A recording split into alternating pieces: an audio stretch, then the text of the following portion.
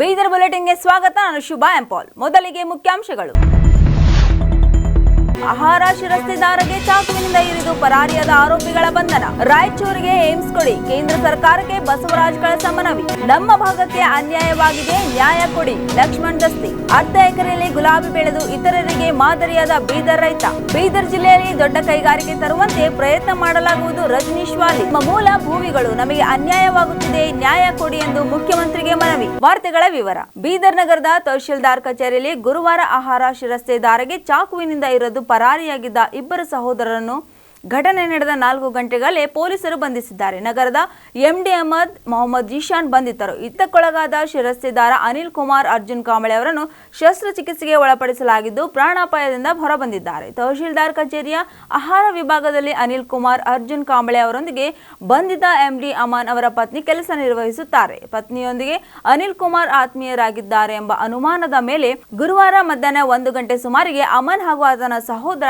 ಮೊಹಮ್ಮದ್ ಜಿಶಾನ್ ಕಚೇರಿಯೊಳಗೆ ಹೋಗಿ ಅನಿಲ್ ಕುಮಾರ್ ಅವರ ಕೆಲಸಕ್ಕೆ ಅಡ್ಡಿಪಡಿಸಿ ಜಾತಿ ನಿಂದನೆ ಮಾಡಿ ಚಾಕುವಿನಿಂದ ಎಡಗೈ ರಟ್ಟೆಗೆ ಇರಿದು ಪರಾರಿಯಾಗಿದ್ದಾರೆ. ಇಬ್ಬರನ್ನು ಘಟನೆ ನಡೆದ 4 ಗಂಟೆಗಳ ಒಳಗೆ ಜಿಲ್ಲೆಯಲ್ಲೇ ಬಂಧಿಸಲಾಗಿದೆ ಎಂದು ಪೊಲೀಸ್ ಜಿಲ್ಲಾ ವರಿಷ್ಠಾಧಿಕಾರಿ ಪ್ರದೀಪ್ ಗುಂಟೆ ತಿಳಿಸಿದ್ದಾರೆ. ಮಾರ್ಕೆಟ್ ಪೊಲೀಸ್ ಠಾಣೆಯಲ್ಲಿ ಪ್ರಕರಣ ದಾಖಲಾಗಿದೆ. ಬೀದರ್ ತಹಸೀಲ್ದಾರ್ ಆಫೀಸಲ್ಲಿ ಫುಡ್ ಸೆಕ್ಷನಲ್ಲಿ ಶಿರಸ್ತೆದಾರಾಗಿ ಕೆಲಸ ಮಾಡ್ತಿರುವ ಅನಿಲ್ ಕಾಂಬ್ಳೆ ಅನ್ನುವರ ಮೇಲೆ ಮಾರಣಾಂತಕ ಹಲ್ಲೆ ಆಗಿರುತ್ತದೆ ಅಂತ ಹೇಳಿ ನಮಗೆ ಮಾಹಿತಿ ಬಂದಿರುತ್ತದೆ.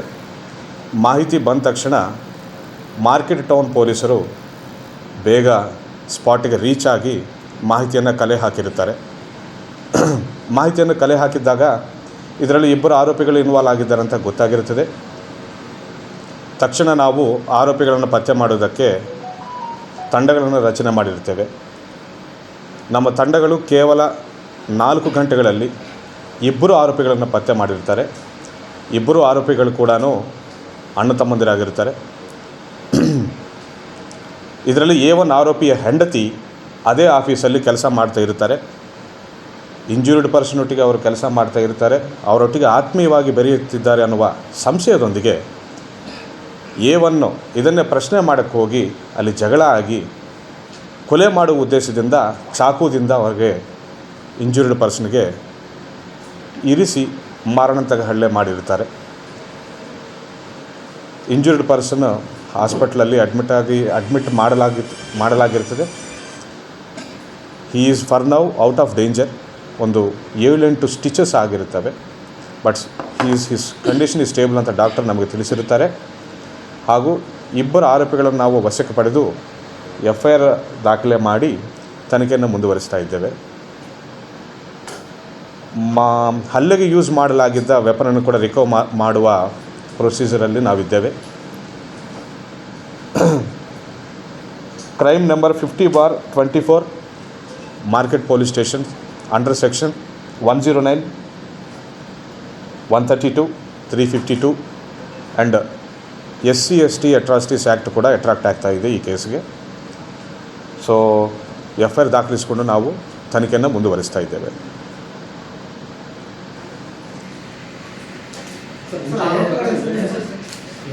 ಪತ್ರಿಕಾ ಪ್ರಕಟಣೆಯಲ್ಲಿ ಕೊಡ್ತಾ ಇದ್ದೇವೆ. ಆನ್ ಮೀಡಿಯಾ ಹೇಳೋದು ಬೇಡ. ಅದು ಸಂಬಂಧ ಅದು ಇದಂತ ಇನ್ನೂ ಸ್ಪಷ್ಟವಾಗಿ ನಮಗೆ ಗೊತ್ತಾಗ್ತಿಲ್ಲ. ಬಟ್ ಆತ್ಮೀಯವಾಗಿದ್ದಾರೆ ಇಬ್ಬರು ಅಂತ ಒಂದು ಸಂಶಯ. ದೇ ಆರ್ ಕೊಲೀಗ್ಸ್, ಆತ್ಮೀಯವಾಗಿದ್ದಾರೆ ಅಂತ ಒಂದು ಸಂಶಯ.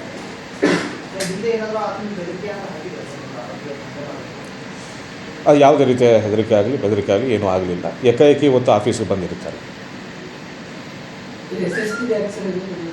ಬಿಕಾಸ್ ಗಾಯಗೊಂಡಿದ್ದವರು SC ಜಾತಿಗೆ ಸೇರಿದ್ದವರಾಗಿರ್ತಾರೆ. ಜಾತಿ ನಿಂದನೆ ಕೂಡ ಆಗಿದೆ. 352 ಕ್ರಿಮಿನಲ್ ಇಂಟಿಮಿಡೇಷನ್ ಕೂಡ ಆಗಿದೆ. ಅಬ್ಯೂಸಿವ್ ವರ್ಡ್ಸ್ ಕೂಡ ಯೂಸ್ ಮಾಡಲಾಗಿದೆ. ಸೊ ಅದರಿಂದಾಗಿ ಅಟ್ರಾಸಿಟೀಸ್ ಕೇಸ್ ಕೂಡ ಅಟ್ರಾಕ್ಟ್ ಆಗ್ತಾ ಇದೆ. ಇಲ್ಲ, ಯಾವುದೇ ಕ್ರಿಮಿನಲ್ ಹಿನ್ನೆಲೆ ಇಲ್ಲ ಆರೋಪಿ ಮೇಲೆ. ಆರೋಪಿಗಳಿಬ್ಬರು ಲೋಕಲ್ ಇದ್ದವರು.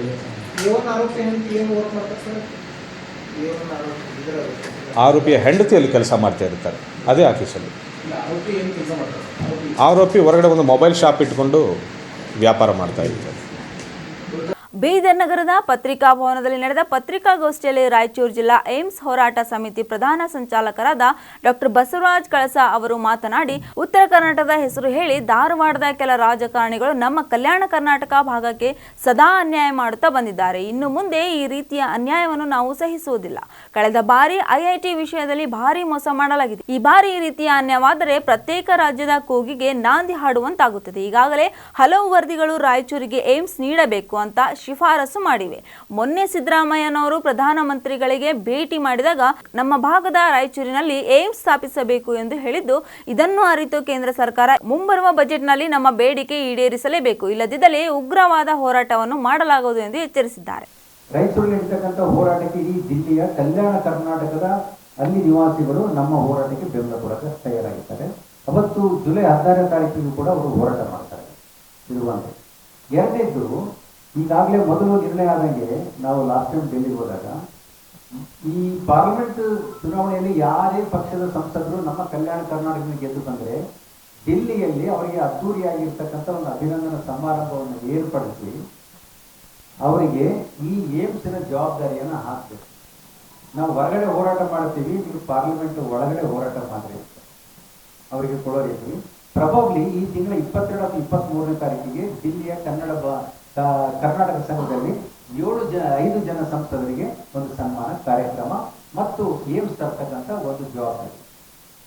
ನಾವು 23ನೇ ತಾರೀಕಿನವರೆಗೆ ನಿರ್ಮಲಾ ಸೀತಾರಾಮನ್ ಅವರನ್ನು ಭೇಟಿಯಾಗಕ್ಕೆ ನಾವು ಪ್ರಯತ್ನ ಮಾಡ್ತಾ ಇದ್ವಿ.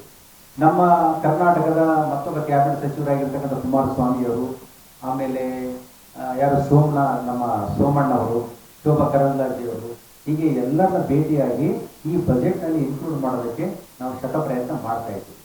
ಅದಕ್ಕೂ ಬಹಳ ಮುಖ್ಯವಾಗಿ ನಿರ್ಮಲಾ ಸೀತಾರಾಮನ್ ಅವರು ನಮ್ಮ ಕರ್ನಾಟಕದ ಆಯ್ಕೆ ಆಗಿರ್ತಕ್ಕಂಥವ್ರು, ಅವರಿಗೆ ಜವಾಬ್ದಾರಿ ಇದೆ ಹಿಂದುಳಿದ ಈ ಒಂದು ಕಲ್ಯಾಣ ಕರ್ನಾಟಕಕ್ಕೆ ಏಮ್ಸ್ ಕೊಡಬೇಕು. ಅವ್ರು ಅದನ್ನು ಇನ್ಕ್ಲೂಡ್ ಮಾಡ್ತಾರಂತಕ್ಕಂಥ ಒಂದು ಆಶಾ ಭಾವನೆ ಇದೆ.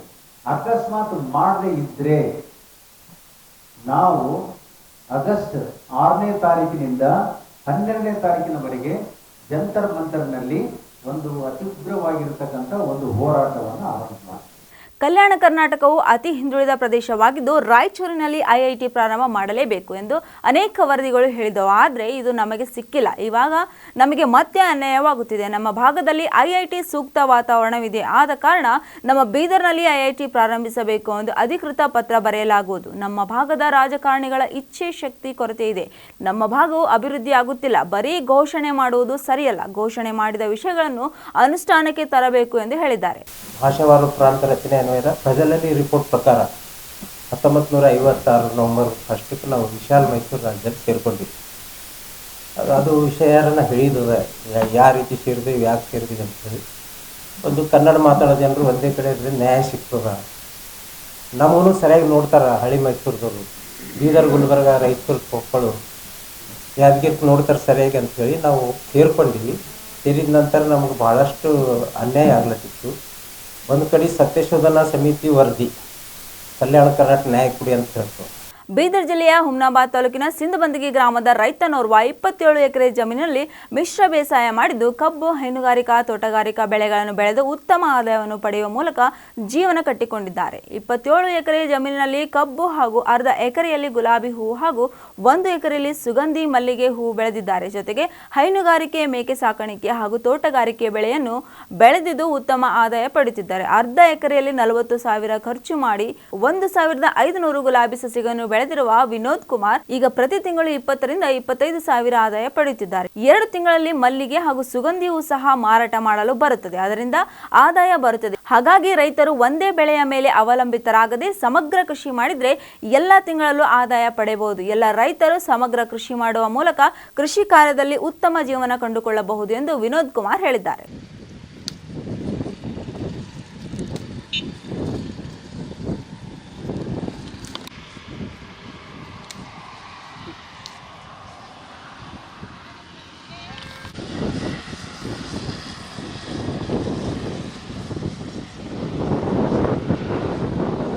ಕಲ್ಯಾಣ ಕರ್ನಾಟಕ ಹೋರಾಟ ಸಮಿತಿ ಹಾಗೂ ರಾಯಚೂರು ಜಿಲ್ಲಾ ಏಮ್ಸ್ ಹೋರಾಟ ಸಮಿತಿ ವತಿಯಿಂದ ಬೀದರ್ ನಗರದ ಪತ್ರಿಕಾ ಭವನದಲ್ಲಿ ನಡೆದ ಪತ್ರಿಕಾಗೋಷ್ಠಿಯಲ್ಲಿ ಮಾತನಾಡಿದ ಬೀದರ್ನ HK ಸೊಸೈಟಿಯ ಬೀದರ್ ಸಂಚಾಲಕರಾದ ರಜನೀಶ್ ವಾಲಿ ಅವರು ಮಾತನಾಡಿ, ರಾಯಚೂರು ಏಮ್ಸ್ ಹೋರಾಟಕ್ಕೆ ನಮ್ಮ ಸಂಪೂರ್ಣ ಬೆಂಬಲವಿದೆ. ಕಳೆದ ಬಾರಿ 371J ವಿರೋಧಿ ಶಕ್ತಿಗಳ ವಿರುದ್ಧ ನಡೆದ ಹೋರಾಟಕ್ಕೆ ನೀಡಿದ ಬೆಂಬಲಕ್ಕಿಂತ ಜಾಸ್ತಿ ಬೆಂಬಲ ನೀಡುವುದಾಗಿ ಮತ್ತು ನಮ್ಮ ಬೀದರ್ನಲ್ಲಿ ದೊಡ್ಡ ಮಟ್ಟದ ಕೈಗಾರಿಕೆಯನ್ನು ತರುವಂತೆ ಕೇಂದ್ರ ಸಚಿವ HD ಕುಮಾರಸ್ವಾಮಿ ಜೊತೆ ಮಾತುಕತೆ ನಡೆಸಲಾಗುವುದು ಎಂದು ಹೇಳಿದ್ದಾರೆ. ಇಷ್ಟೊತ್ತನ ನಮ್ಮದು ಬಸವರಾಜ್ ಸರ್ ಆಯಿತು, ಜಸ್ಟಿಸ್ ಸರ್ ಮ್ಯಾಕ್ಸಿಮಮ್ ಎಲ್ಲ ವಿಷಯ ಹೇಳಿದ್ದಾರೆ ಏಮ್ಸ್ ಬಗ್ಗೆ. ನಾನು ಬೇಸಿಕಲಿ ಡಾಕ್ಟರ್ ಇದ್ದೀನಿ, ನನಗೂ ಗೊತ್ತಾಗುತ್ತೆ. ನಾವು ಹಂಗೆ 370 ಅನ್ನೋ ಆರ್ಟಿಕಲ್ಗೋಸ್ಕರ ಮೊನ್ನೆ ಪ್ರತಿಭಟನೆ ಮಾಡಿದ್ದೀವಿ. ಅದಕ್ಕಿಂತ ಜೋರಾಗಿ ಬೆಂಬಲ ಕೊಡ್ತೀನಿ ಅಂತ ಹೇಳ್ತೀನಿ ಬೀದರ್ ಕಡೆಯಿಂದ. ಅದಕ್ಕೆ ಎಲ್ಲರೂ ಸಪೋರ್ಟ್ ಬೇಕು. ಇನ್ನೊಂದು ಬೀದರ್ಗೋಸ್ಕರ IITಗೋಸ್ಕರ ಅಪಾರವಾಗಿ ಕೇಳಿದ್ರು ಒಂದು ಕ್ವಶನ್, ಅದು ಕರೆಕ್ಟ್ ಆಗಿದೆ. 80 ಕಿಲೋಮೀಟರಲ್ಲಿ ಇನ್ನೊಂದು ಬರೋಕ್ಕಾಗಲ್ಲ. ಬಟ್ ಇನ್ನೊಂದು ಕೆಲಸ ಮಾಡ್ತಾ ಇದ್ದೀವಿ, ಅಪಾರ ಹಂಗೆ ಹೇಳ್ತಾ ಇದ್ದೀನಿ. ನಾವು ರೀಸೆಂಟಾಗಿ ನಮ್ಮದು ಬೃಹತ್ ಕೈಗಾರಿಕಾ ಮಂತ್ರಿಗಳಾದ ಕುಮಾರಣ್ಣವ್ರಿಗೆ ಭೇಟಿಯಾಗಿದ್ವಿ. ಅದಕ್ಕೆ ಇನ್ನೊಂದು ಡೆಲಿಗೇಷನ್ ತೊಗೊಂಡೋಗ್ತಾ ಇದೆ. ದಸ್ತಿಯವರು, ನಮ್ಮ ಬಸವರಾಜ್ ಆಯಿತು, ನಮ್ಮದು HK ಸೊಸೈಟಿ ಅಧ್ಯಕ್ಷರಾದ ನಮೋಶಿ ಅವ್ರದ್ದು ನೇತೃತ್ವದಲ್ಲಿ ಹೋಗಿ ಬೀದರ್ ಒಂದು ದೊಡ್ಡ ಇಂಡಸ್ಟ್ರಿ ಕೊಡಿ ಅಂತ, ಯಾವುದು ಅಂತೇನು ಏನೋ ಡಿಸೈಡ್ ಇಲ್ಲ. ಒಂದು ಒಳ್ಳೆ ಇಂಡಸ್ಟ್ರಿ ಕೊಡಿ, ಒಂದು 10,000 ಕುಟುಂಬಗಳು ನಡೆಯುತ್ತಾರೆ. ಎಲ್ಲರೂ ಬರ್ತಾರೆ, ಬರೀ ಆಶ್ವಾಸನೆ ಕೊಡ್ತಾ ಇದ್ದಾರೆ, ಹೋಗ್ತಾರೆ. ಬಟ್ ಈಗ ಕ್ಯಾಬಿನೆಟ್ ಮಿನಿಸ್ಟರ್ ಅದಾರ ಅವರು. ಮತ್ತು ನಮ್ಮ ಭಾಗಕ್ಕೆ ಸ್ವಲ್ಪ ಅವ್ರದ್ದು ಜಾಸ್ತಿ ಅಂದರೆ ಹೆಲ್ಪ್ ಮಾಡ್ತಾ ಇರ್ತಾರೆ. ಯಾಕಂದ್ರೆ ಬಂಡೆಪುರ ಅದಾರ, ಅವರಿಗೂ ತೊಗೊಂಡು ಹೋಗ್ತೀವಿ. ಅದೇ ಅದಕ್ಕೋಸ್ಕರ ಈಗ ಅದೇ ಅಪಾರ ಅದಕ್ಕೋಸ್ಕರ ಈಗ ರೀಸೆಂಟ್ ಒಂದು ಮೀಟಿಂಗ್ ಆಗಿದೆ. ಇನ್ನೊಂದು ಮೀಟಿಂಗ್ ಎಲ್ಲರ ನೇತೃತ್ವದ ಹೋಗೋರಿದ್ದೀವಿ. ಅದಕ್ಕೆ ಬೀದರ್ಗೆ IIT ಎಲ್ಲ ದೊಡ್ಡ ಇಂಡಸ್ಟ್ರಿ ಯೋಚನೆ ಮಾಡಿದ್ದೀವಿ. ಇದಕ್ಕೆ ಹೋಗಿ ನಮ್ಮದು ಏನು ಹೋರಾಟ ಸಮಿತಿ ಇದೆ, ಇದೇ ಸಮಿತಿಯಿಂದ ನಮ್ದು ಈ ಭಾಗದ MP MLAಗಳಿಗೂ ತಗೊಂಡು ಹೋಗ್ತೀವಿ. ಹೋಗ್ಬಿಟ್ಟು ಒಂದು ಇಲ್ಲ ಅದು ಬರಲ್ಲ ನಾಮ್ಸ್, ಇಲ್ಲ ನಾಮ್ಸ್ ಪ್ರಕಾರ ಬರಲ್ಲ. 80 ಕಿಲೋಮೀಟರ್ಸ್ ನೀವು ಹೇಳಿದ ಕರೆಕ್ಟು, 80 ಕಿಲೋಮೀಟರ್ಸಲ್ಲಿ ಬರಲ್ಲ. ಓಕೆ, ನಾವು ಇದಕ್ಕೆ ಇಂಡಸ್ಟ್ರಿಗೋಸ್ಕರ ಪ್ಲ್ಯಾನ್ ಮಾಡ್ತಾ ಇದ್ದೀವಿ. ಅದಕ್ಕೆ ಈ ಕಮಿಟಿ ಜೊತೆ ಹೋಗಿ ಇದಕ್ಕೋಸ್ಕರ ಕುಮಾರಣ್ಣ ಭೇಟಿಯಾಗಿ ಇದಕ್ಕೆ ಮತ್ತೆ ಮುಂದಿನ ದಿನಗಳಲ್ಲಿ ಇದ್ರ ಬಗ್ಗೆ ನಿಮಗೆ ಅಪ್ಡೇಟ್ ಕೊಡ್ತೀವಿ. ಮತ್ತು ಇದು ಏಮ್ಸ್ಗೋಸ್ಕರ ಬೀದರ್ ಕಡೆಯಿಂದ ಫುಲ್ ಸಪೋರ್ಟ್ ಆಗಿ ಮಾಡ್ತೀವಿ ಅಂತ ಹೇಳಿ ಕೇಳ್ಕೊಂಡು, ನಾವು ಕರ್ನಾಟಕದ ಮೂಲ ಭೂವಿ ಸಮುದಾಯದವರು. ಭೂವಿ ಸಮುದಾಯವೆಂದರೆ ಪಲ್ಲಕ್ಕಿ ಹೊರುವವರು. ಆದರೆ ಇಂದು ಮೂಲ ಭೂವಿಗಳಿಗೆ ಅನ್ಯಾಯವಾಗುತ್ತಿದೆ. ನಮ್ಮ ಸಮಾಜದವರಿಗೆ ಜಾತಿ ಪ್ರಮಾಣ ಮತ್ತು ಸಿಂಧುತ್ವ ಪಡೆಯುವಲ್ಲಿ ಅಡೆತಡೆಯಾಗುತ್ತಿದೆ. ನಮ್ಮ ಸಮಾಜಕ್ಕೆ ಕಾನೂನಿನ ಪ್ರಕಾರ ನ್ಯಾಯ ಕೊಡಿ ಎಂದು ಮುಖ್ಯಮಂತ್ರಿಗಳಿಗೆ ಜಿಲ್ಲಾಧಿಕಾರಿಗಳ ಮುಖಾಂತರ ಮನವಿ ಪತ್ರ ಸಲ್ಲಿಸಿದರು. ಭೋವಿ ಸಂಘಕ್ಕೆ ಜಯ. ನಾವು ಕರ್ನಾಟಕದ ಮೂಲ ಭೋವಿ ಜನಾಂಗದ ಜನರು ನಾವು, ಮತ್ತು ನಮ್ಮ ಕಸುಬು ರಾಜರನ್ನು ಮತ್ತು ದೇಸಾಯಿಗಳನ್ನು, ದೊಡ್ಡ ಗೌಡರನ್ನು ಹೊತ್ತುಕೊಂಡು ತಿರುಗಾಡುವಂಥ ಪಲ್ಲಕ್ಕಿ ಹೊರುವಂಥ ಭೋವಿ ಜನಾಂಗ. ನಮ್ಮ ಮೂಲ ಕಸುಬೇ ಭೋವಿ ಅಂದರೆ ಮೂಲ ಕಸುಬು ಪಲ್ಲಕ್ಕಿ. ಈಗ ನಮ್ಮ ಸಮಸ್ಯೆ ಏನಾಗೈತೆ ಅಂದರೆ, ನಮ್ಮ ಭೋವಿ ಜನಾಂಗದವರು ಒಡ್ರು ಹೈಜಾಕ್ ಮಾಡಿಕೊಂಡು ನಾವು ಭೋವಿಗಳಂತ ಹೋಗಿದ್ದಕ್ಕೆ ನಮಗೆ ಈ ಸಮಸ್ಯೆ ಬಂದೈತಿ. ನಮ್ಮನ್ನು ಈಗ ಹೆಂಗಾಗೈತೆ ಅಂದ್ರೆ, ಮೂಲ ಭೋವಿಗಳನ್ನೇ ಅಲ್ಲ, ಇವರು ಬೇರೆ ಕಾಸ್ಟಿನವರು, ನಾವು ಒಡ್ರು ಜನಾಂಗದವರೇ ಮೂಲ ಭೋವಿಗಳನ್ನು ಪರಿಸ್ಥಿತಿಯಾಗೆ ಅವರು ಅನ್ಕೊಂಡು ತಿರ್ಗಾಡ್ಲಕತ್ತದಕ್ಕೆ ನಮಗೆ ತ್ರಾಸು ಬಂದೈತಿ. ಅದಕ್ಕೆ ಈ ಹೋರಾಟವನ್ನು ಇಲ್ಲಿ ಮಾಡಾಕತ್ತೀವಿ.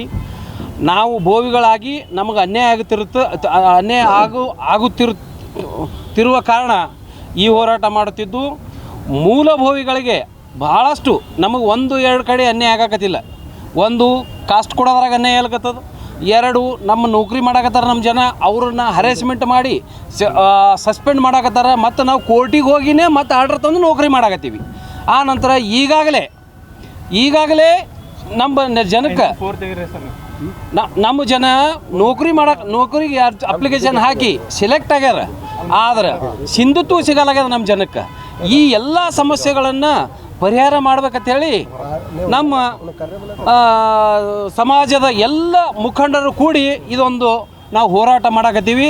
ಅದಕ್ಕೆ ಜಿಲ್ಲಾಧಿಕಾರಿಗಳಿಗೆ ಮನವಿ ಕೊಟ್ಟು, ಜಿಲ್ಲಾಧಿಕಾರಿ ನೇತೃತ್ವದಾಗ ಒಂದು ಮುಖ್ಯಮಂತ್ರಿಗಳೊಂದು ಮನವಿ ಕೊಡ್ಬೇಕಂತೇಳಿ ಈ ಹೋರಾಟ ಮಾಡಿ ನಾವು ನಮ್ಮ ಸಂಘ ನಾವು ಇದ್ದೀವಿ ಅಂತ ಹೇಳಿ ತೋರ್ಸಾಕ ಈ ಹೋರಾಟ ಮಾಡಿವಿ ಅಂತ ಹೇಳಿ ನಾನು 2 ಮಾತು ಮುಗಿಸ್ತೀನಿ.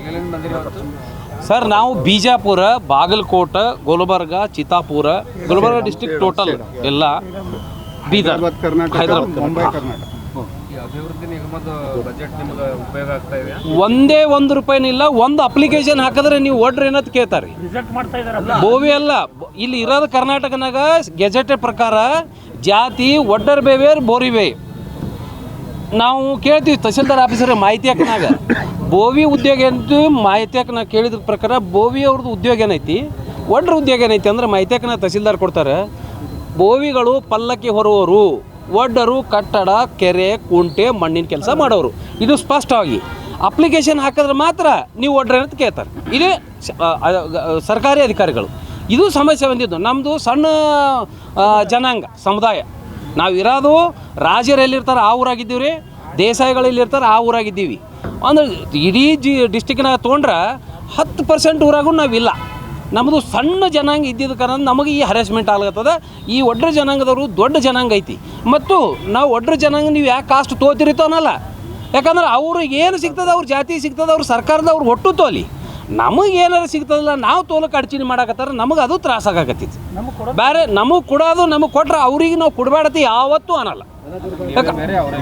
ಒಡ್ರೆ ಅವ್ರಿಗೆ ಜಾತಿ ಐತಿ. ಈಗ 2 ಜಾತಿ ಇಲ್ಲವೇ, 2 ಜಾತಿ ಕೂಡಿಲ್ಲ. ಅವ್ರೇನೇ ಬರ್ಕೋತಾರ, ಬೋವಿ ಕೌನ್ಸನಾಗ ಒಡ್ರತ್ ಬರ್ಕೋತಾರೆ. ಗೆಜೆಟ್ನಾಗ 2 ಜಾತಿ ಎಲ್ಲೋ ತೋರಿಸ್ರಿ, ಇಲ್ಲವೇ ಇಲ್ಲ. ಸಿದ್ದರಾಮೇಶ್ವರ ಸ್ವಾಮೀಜಿ ಅಂತ ಒಬ್ಬರು ಪ್ರೆಸ್ ಮೀಟ್ ಮಾಡಿದ್ರು. ಬೋವಿ ಒಡ್ಡರ್ ಜಾತಿ 2 ಎಲ್ಲೋ ತೋರಿಸ್ರಿ. 2 ಜಾತಿ ಇಲ್ಲವೇ ಇಲ್ಲ, ಒಂದೇ ಜಾತಿ. ಬೋವಿನೇ ಬೇರೆ, ಒಡ್ರೆ ಬೇರೆ. ಸರ್, ಒಂದು ಜಾತಿ ಇಲ್ಲ, ಆಕ್ಚುಲ್ ಒಡ್ರ ಜಾತಿನೇ ಬೇರೆ ಅದ ರೀ. 2 ಕೂಡ ಅಲ್ಲ, 2 ಜಾತಿ ಬೇರೆ ಬೇರೆ. ಸರ್, ಮತ್ತೊಂದು ಏನದ ಅಂದ್ರೆ ನೋಡ್ರಿ, ಈಗ ಉಗ್ರಪ್ಪ ಅವ್ರದ್ದು ಆಯೋಗ ಮಾಡಿದ್ರಿ, ಆ ಆಯೋಗ ಜಾರಿಗೆ ತರಬಾರ್ದಂತ ಫೈಟ್ ಮಾಡ್ಲತ್ತಾರ.